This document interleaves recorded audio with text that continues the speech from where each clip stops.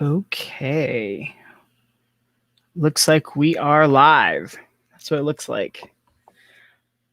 Hey, everybody.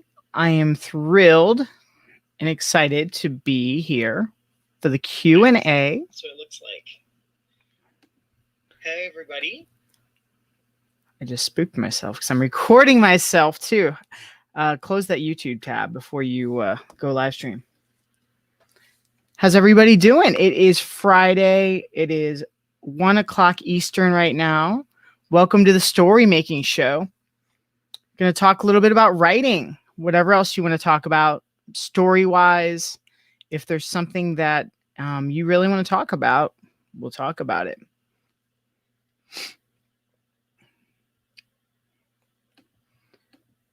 I'm doing really well. I hope you guys are all doing well too. It is Friday. The week is winding to a close. That's pretty exciting in of itself, right? I'm currently working on mapping out a new novel. And I have to say, one of my favorite resources is actually a screenwriting book. And it's called Story Maps by Dan Calvisi. Calvisi. Dan Calvisi. It's one of my all-time favorites as far as how you can write a story, how you can create a story. And I really like the structure of it. It is so much fun. But yeah, that's what I'm using right now. I'm revisiting those. There's certain books you just have to revisit, you know, such good resources. And this is one of them for me. Story Maps by Dan Calvisi. Probably my all-time favorite story structure, story reference, really. And it's originally for screenplays, but I've been revisiting this one a bit. I can't recommend this one highly enough, because there are so many writing books out there. How are you guys doing? What have you been up to writing-wise, project-wise? I'd love to hear what you're up to.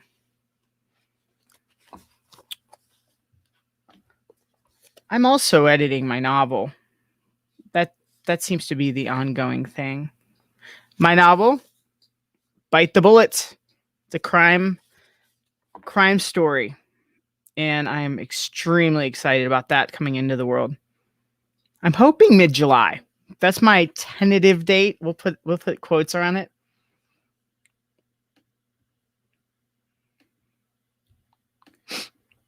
You never know when you're launching a book, as you're editing it and everything else, if you're self-publishing. It's a little more exciting that way. It's not like having a traditional publisher when you're like, okay, here's the schedule. Even those change too. So yeah, that's what I've been up to. Going through my Story Maps book, editing my novel. There's always some fun client work in the mix too. One thing I have to share, we'll call this story time here. Both of my kids are writing books, kind of fan fiction. Alpha Smart Neo, this is the 2000. So they're typing like crazy on these. I love these things so much because there's no Twitter, there's no Facebook. Really fun for writing. And both of my kids are writing books. And I went through and I formatted their books and they printed it out. And it's just been such a fun process. And it's just been so cool to see them writing books and writing stories. But the funny thing is, even today, my son kind of reminded me of all other writers out there. And he said, well, you know, the sister's story is way longer. So he started comparing. And then he's like, I don't know where my story's going to go. I don't know what comes next, which is totally like writer's block. And he was struggling, you know, at age 8 with writer's block. And I had to chuckle at that. I encouraged him. I told him, I gave him some ideas and just had him talk out his story, and he feels a lot better. He has a lot more story ideas now. But how many writers are like that? They hit the wall and then they're like, I don't know what's coming next. And age 8. So yeah, it was pretty mind boggling to me. I couldn't believe it. At age 8, he was having that, and I was like, this is so common. And he was comparing himself to his sister, and also they were talking about selling their books too, which I found that pretty amazing as well. Got a question from Bianca. I'm wondering about writing stories, but I wonder if I should start with the story and then include the dialogue later, or should I just write everything at the same time? Great question, Bianca. Thank you so much for that. Personally, I think you really want to start with whatever comes naturally to you. So if the dialogue is hard, just, put a little parentheses and say, okay, insert dialogue later. Or you could even summarize the dialogue. What's the goal? What's the purpose of the dialogue? And then bring the dialogue in later. You don't want to stop momentum. You don't want to stop progress. If the dialogue is something that comes easier for you, then you could start there. But you want to play to your strengths, because momentum is everything. I can tell you this firsthand. You want momentum in your corner. You don't want to make writing any harder than it already, can be at times. So make it easy on yourself and go for the dialogue where you feel it needs to go. So maybe it's at the same time, maybe it's later. I will say this, I've gotten some amazing feedback from my editor and just a few writers I've worked with on dialogue from my own. And I'm always blown away because I feel like I'm just learning too. But for me personally, with dialogue, I got a lot better when I started reading screenplays and when I started, having the subtitles on movies and shows, because dialogue, how it's written, and then like how the writers wrote it, and then how the actors deliver it could be very different. Sometimes a movie isn't, it doesn't have the proper sound levels. The actor could even whisper some dialogue, and you don't even know it exists. You don't know that dialogue is in there. So when you see it on the screen, it helps. When you have that, it really helps. I think that another thing to keep in mind too is, there's editing. You're not going to write it right, as in RIGHT, correctly. In most cases, you're not going to write it correctly the very first time. So again, go for what gives you some momentum. Go for what, you feel most comfortable with. And that's the way I would go with that.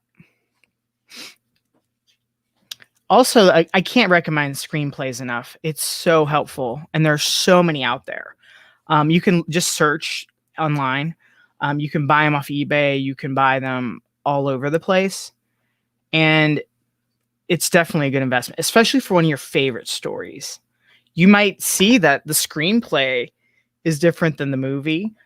If there's a book as well, absolutely buy the book. You could even kind of compare and contrast a little with the novel and the screenplay. And you might have it might be different. Sometimes there are some differences. And just experiment with that. That's what I would do personally. So thanks again for the question, Bianca. I'm going to address a question that someone asked me recently. And they said, well, when do you know is the right time to write a book? And I think that's a really good question, because so many first-time authors out there, they're not sure. And I get that question. I totally understand it. I think that you have to be honest and address it, that there's a fear issue anytime you're first writing a book, that there's a fear issue. And I think that's important.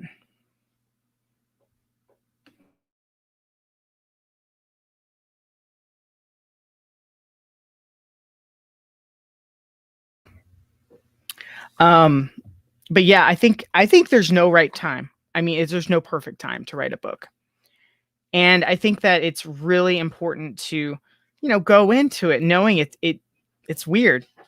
It's awkward. It's the first time, especially if you're a first time author, or even if it's like your first time you've written fiction, or first time you've written a memoir, or first time. I think the first time is always a little more awkward as far as writing a book goes.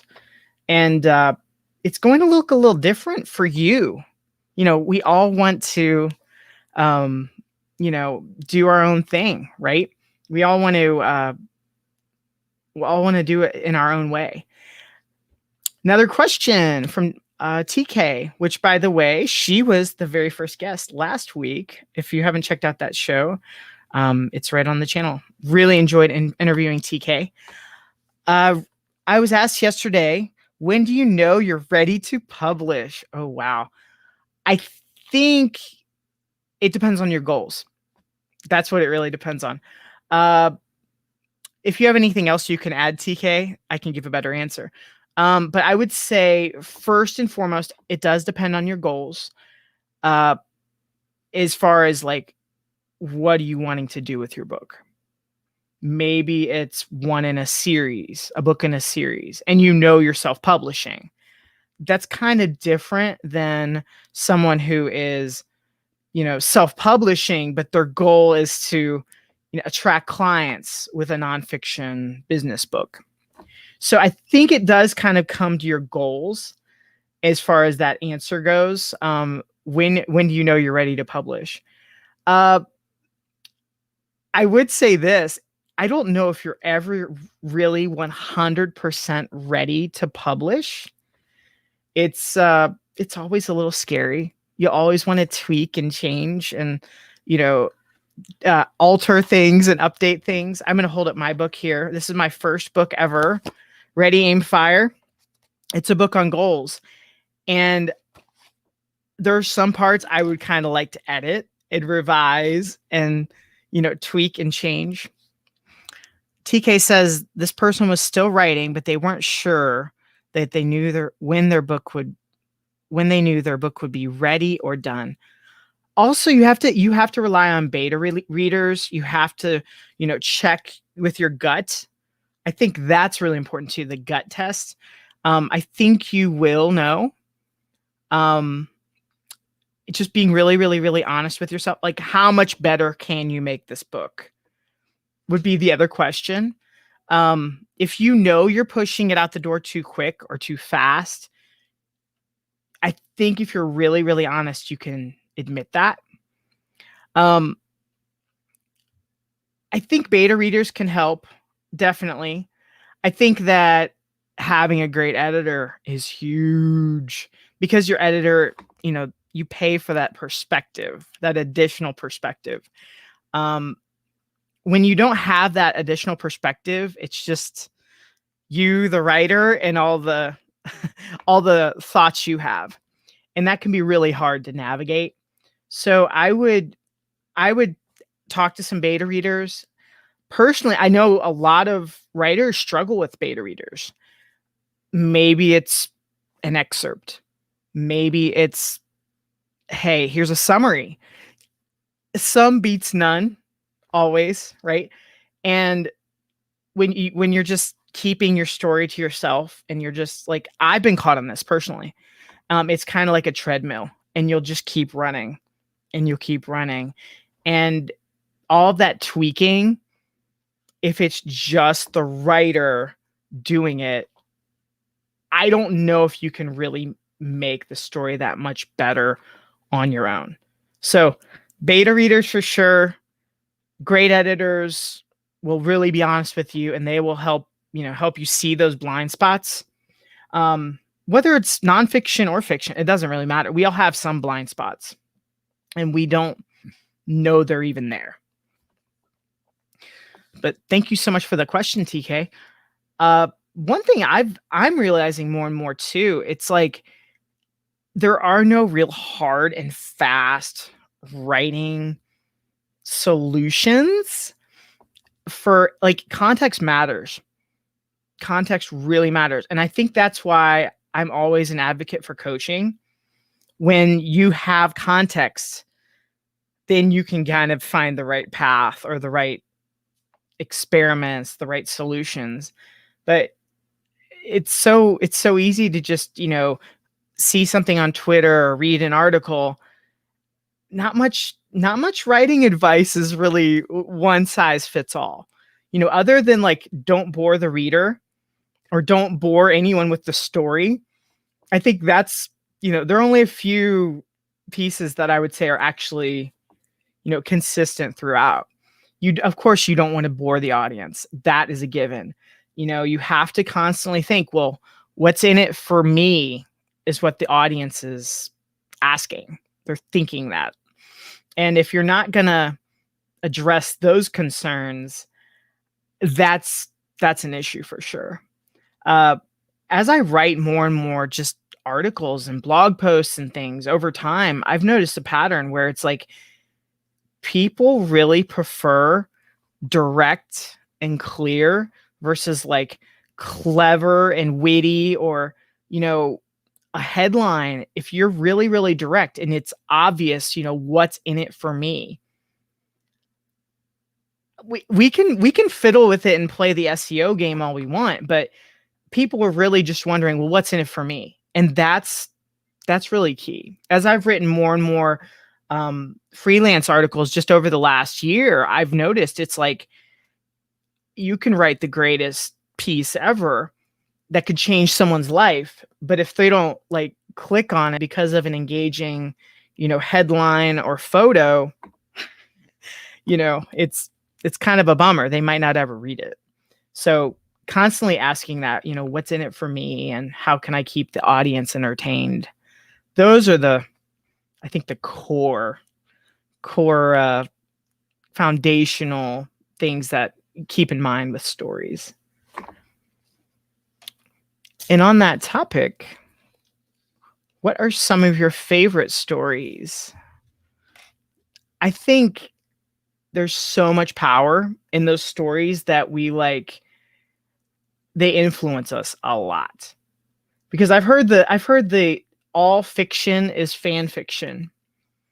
And I think it even applies to like nonfiction within reason, where we're taking our favorite stuff as writers and we're just kind of adding it together.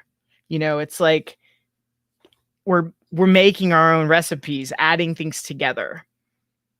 There are no like completely new stories. Everything is kind of a remix of a remix, I think, with a lot of it. I mean, yes, there's some awesome stories that have come out where it's a unique twist or a different perspective or something like that. But we've all been exposed to so many stories now that there's not much that can shock us or surprise us, right? But I want to hear from you guys. What are a few of your favorite stories? And I'll dive into some of mine. I'm going to take a sip of coffee here. And I know, Bianca, you've been writing for a while. I know TK mentioned a lot of her favorite stories last week. Any of your favorite stories? Like, I think we build on those favorites. I think that's the foundation. And it's like we're just building on those. So I'm going to drink some coffee from my Batman mug here. If Batman wants to sponsor this show, Warner Brothers, more power to you. I'll take the money.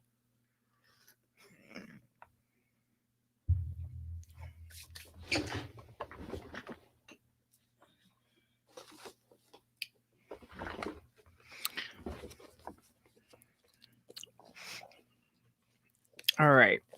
I'll dive into a few of my favorites then.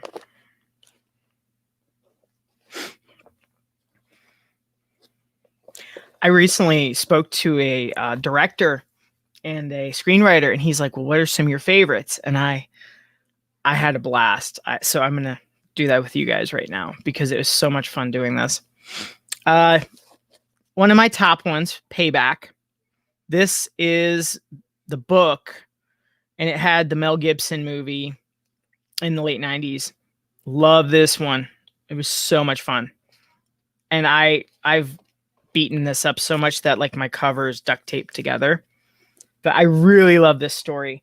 The author is Richard Stark, and the original title was The Hunter. And it's funny, as you dig into stories, it's like peeling back an onion. Like Richard Stark is a pseudonym for Donald E. Westlake. And he's friends with, he's passed a few years ago, but a lot of his friends are like Stephen King and other crime writers. I always found that fascinating. Fight Club. Love Fight Club. Love the book. Love the movie. So much fun. So much fun. I think this is the story that got a lot of men to read again, which is saying something because so many men don't read. Ooh. Bianca mentioned that she loves the movie Kiss, Kiss, Bang, Bang with Robert Downey Jr. I have not seen that one. I've heard it's incredible. I've heard that one is incredible. I need to watch that. I think I even know who the screenwriter is, but I haven't seen that movie. It's amazing how many stories are out there, right? There's so many stories. And, you know, fiction, nonfiction, movies, books, there's so many. Let me see. Jesus' Son. I really like this one. I keep turning my camera the wrong way. This one was actually gifted to me from a friend, and it's quite the experience. And I like that it's short stories. I really do enjoy some short stories, and I haven't seen the movie though. There is a movie with like Jack Black in the 90s. I need to watch that, but it's hard to find some movies, you know? It's not streaming or anything, so I need to find that.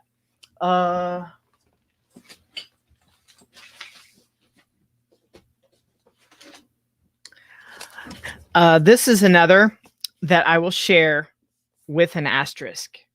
This one is like really gritty, really dark, bit extreme. And I know the author, but some of these stories I wouldn't like recommend to everybody. The book is called Knock 'em Stiff by Donald Ray Pollock. And it's just so like take Cormac McCarthy and like crank it up. They're darker, they're Southern Gothic. He's just a really good writer. And it's a book of short stories. I liked his novel a lot too. I don't know where I hid that though. I hid it somewhere. But Knock 'em Stiff is the name of this small town in rural Ohio. And it's a gritty, dark, raw, wild, crazy book. And I wouldn't recommend to everybody. Awesome. Bianca says that the backstory and the dialogue and the thriller. Yeah, that sounds good. Kiss, Kiss, Bang, Bang. I'd be curious, and I always have wondered, like, what if you compare the screenplay to the movie? Because there are some differences, and that makes me think of The Godfather. I think I have this book. I'm going to grab this book really fast. It's huge. I have to show you.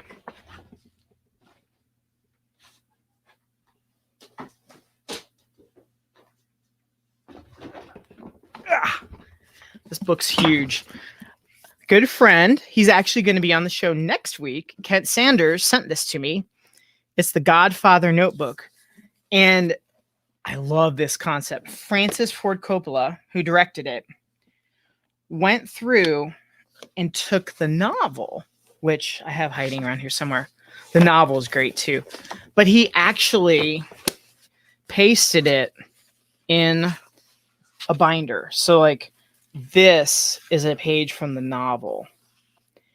And then he wrote lots of notes what to include in the story, like in the movie, because the book and the movie have some differences. So I guess this was a stage trick that Francis Ford Coppola, who's Nick Cage's uncle, by the way, Francis Ford Coppola used this approach to make The Godfather. And I really enjoy this. I I haven't like read the whole thing, but it's just so fascinating to see how he did it and how he like highlighted and scribbled and just the little notes behind the scenes, because we don't see like the stuff behind the story, right? Rarely. It's cool to see the behind the scenes stuff and to see, oh, approach it this way or make this change, approach it that way.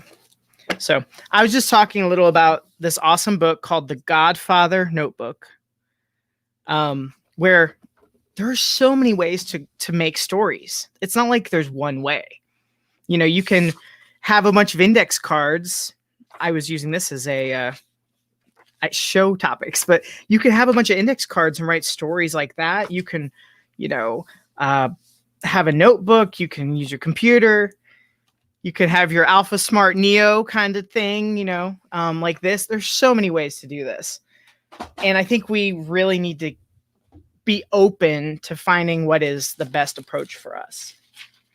That's one thing I know I need to constantly try and experiment a little bit.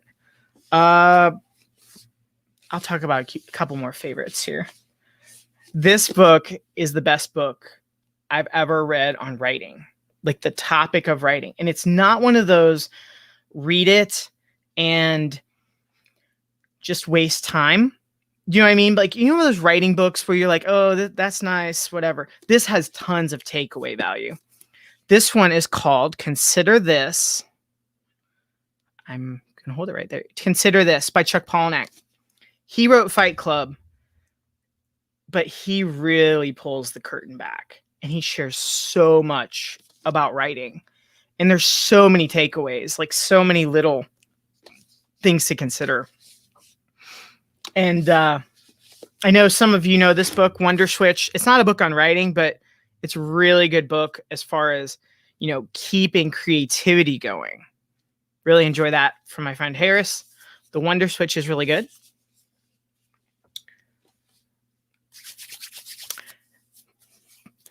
Do I have a dream project in the back of my mind that I haven't started yet? Whoa, big question. My mind is blown. I need to drink a coffee on that one. I'm not sure.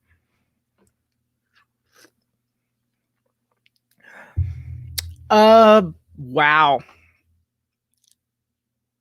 I don't know.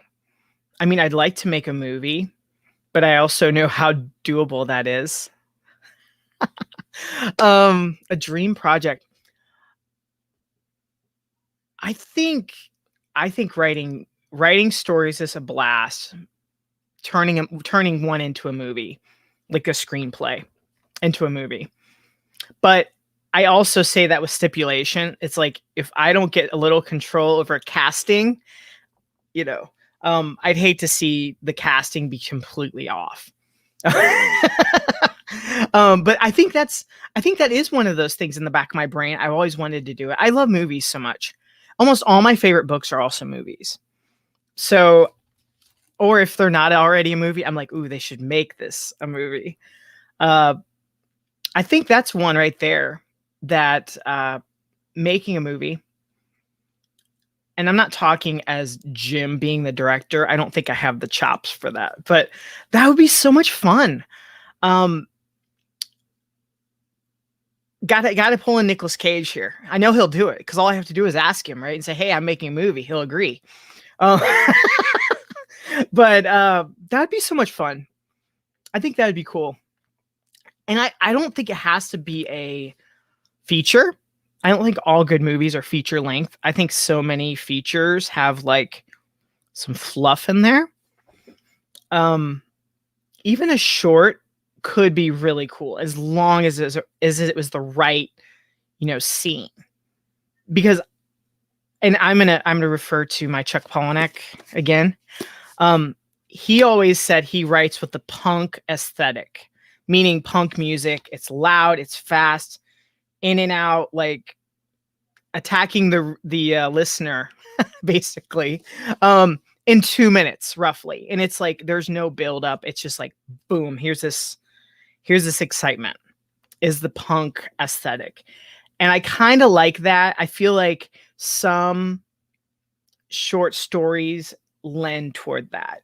I feel that like Jesus' Son, I think some of these have those punk aesthetic, if you will, where it's like, bang, here's the story. Sure, it continues on, but here's a really cool part of a bigger story. But yeah, I think that would be fun. I mean, it's always something I've thought in the back of my head.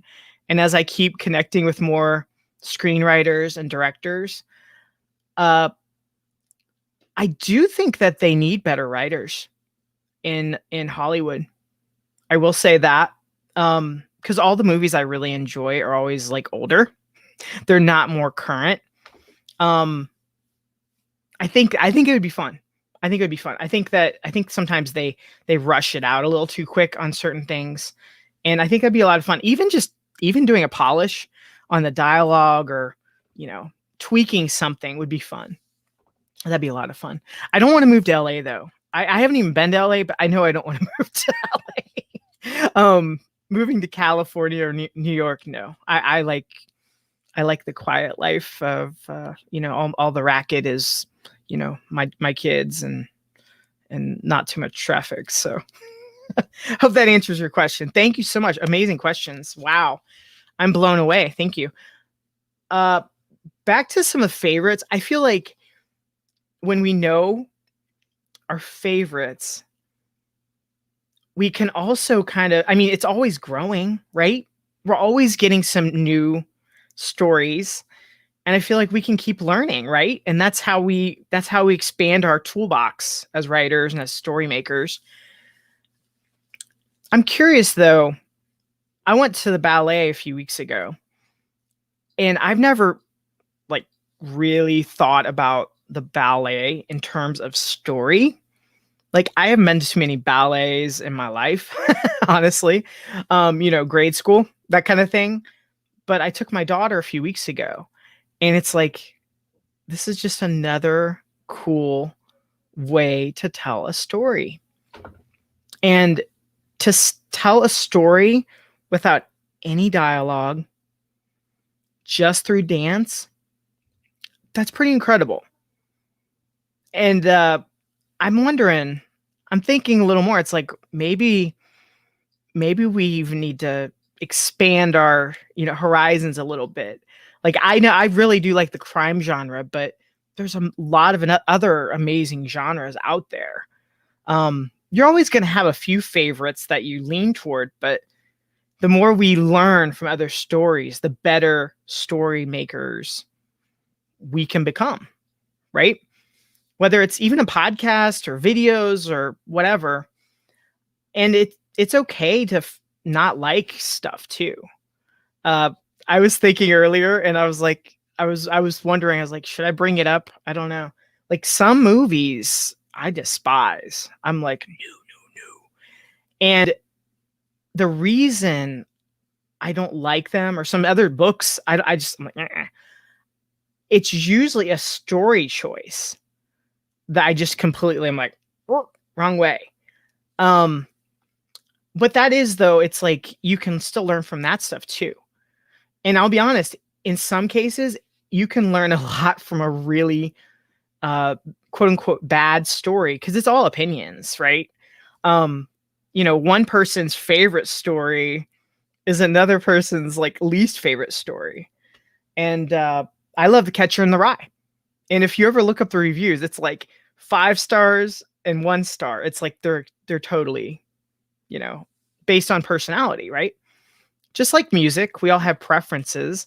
But if you find something you don't dig, asking the question, well, why don't I dig this? Why don't I like this? Why? And as opposed to, ooh, not for me, and just run away from it. Because sometimes you might not like one piece and then love another. And I have to bring up an example here. My book's hiding. Bukowski. I have a sticker on it. Bukowski. He has a lot of really great poems and a lot of great short stories and novels. And some I'm just like, no, not my thing. So you never know. it might be worth experimenting and exploring a little bit more as far as those go.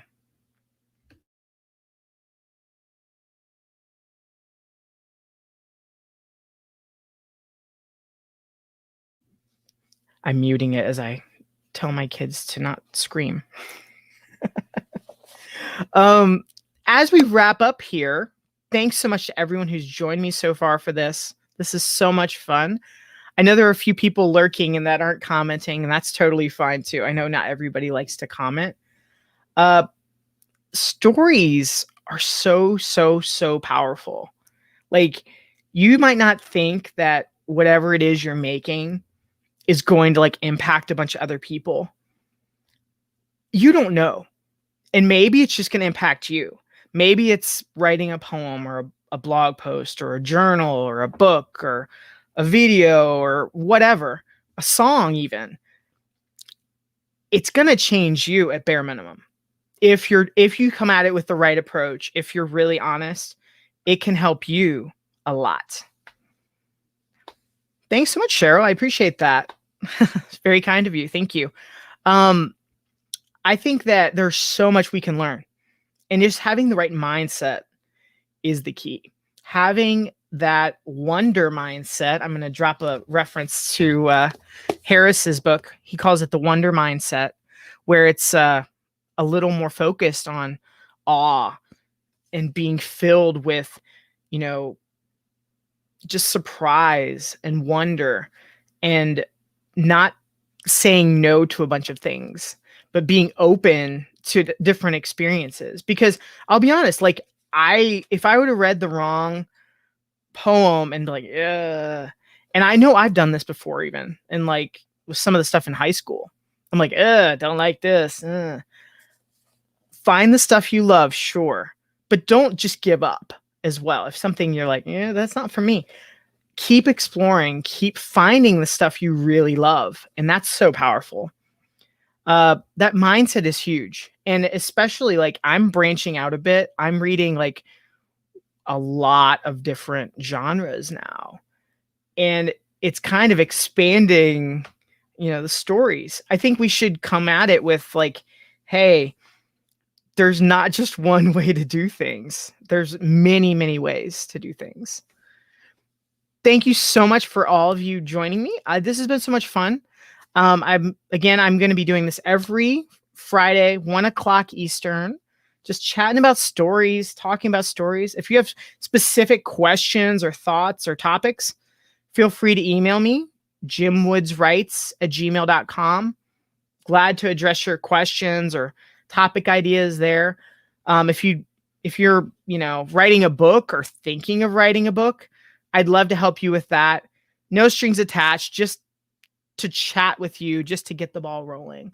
Any way I can help you and encourage you, because I think that books are the foundation to so many great stories, and you guys are the story makers. I'm thrilled to be, one of you. I'm thrilled to be in this community together as we're making, stories happen, as we're bringing them into the world.